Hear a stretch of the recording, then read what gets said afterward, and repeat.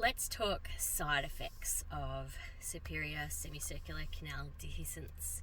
So obviously the main actual symptoms are the vestibular symptoms and the hearing symptoms, but what people don't talk about much is the side effects. And a post on Facebook that we've all been talking about has kind of triggered this today, because I've been thinking a lot about how dark a place I've been in, and if it wasn't for the kids I probably wouldn't have continued, but obviously I need to be here for them, so it's a non-negotiable.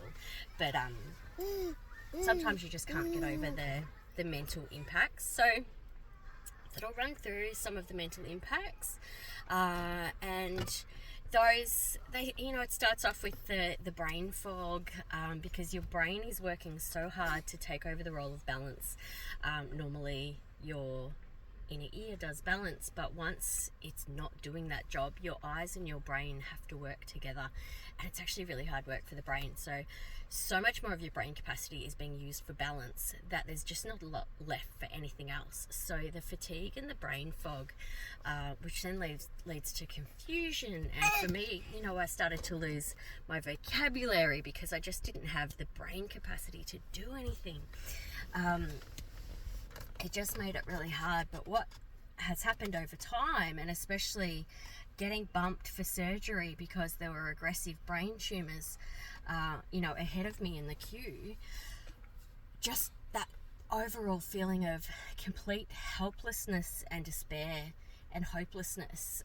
When I first got a diagnosis, I'm like, oh my God, now I know what this thing is. Wow, there's a surgery. I'm going to have it tomorrow. I couldn't foresee a future where I didn't have surgery the next day to alleviate these symptoms, because it's absolute hell. And then to have that drag on and to get in to see specialists and everything else just took forever. And that really erodes at your mental health.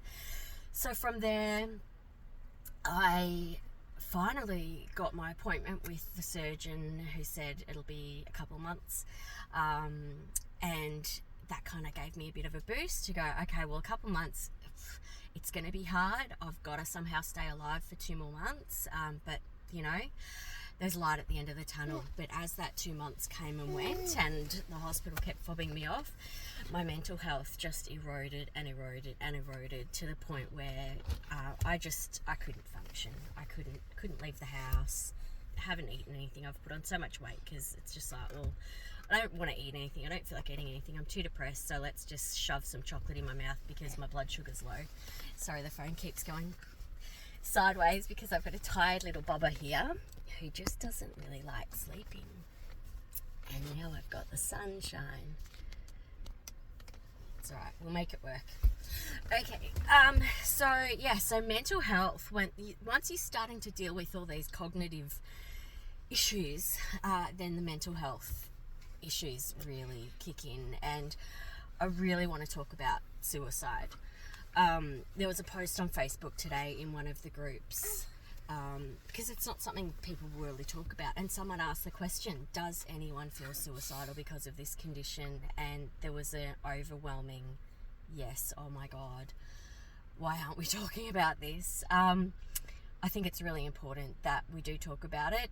It's okay to not be okay, as they say, and I did describe last year as the year that I wasn't okay, but I wasn't in such a dark place.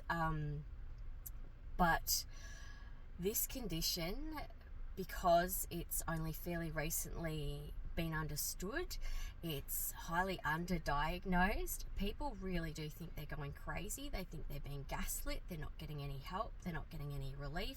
It's not a priority for surgeons.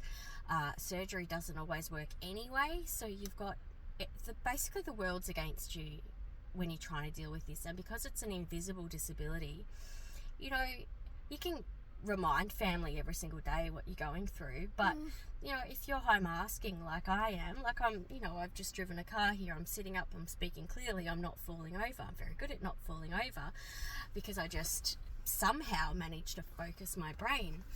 But they forget, family forget. So I'll unload the dishwasher one day, which is a very high functioning thing for me to do. usually can't do that because of the bending over.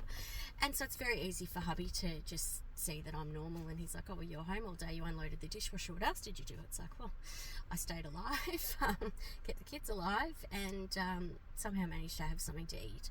You know, it's it really does have an impact. So some of the conversations that people were having today around suicide and how this condition can just make you feel like there is absolutely no light at the end of the tunnel.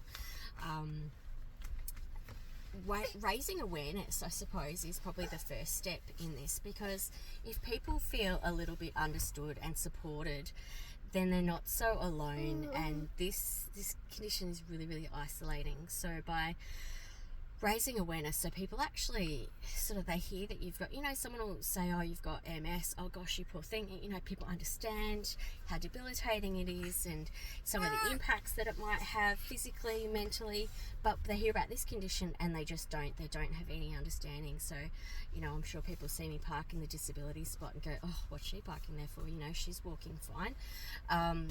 But, you know, Tullio's phenomenon, I'll go into the school ground and all of a sudden some kids will shriek, and, you know, my whole head's just bobbing for the next 3 hours. So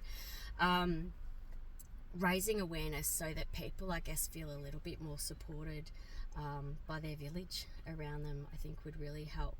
But what I would really love to see is some research done around this. Mental health is not addressed as a symptom.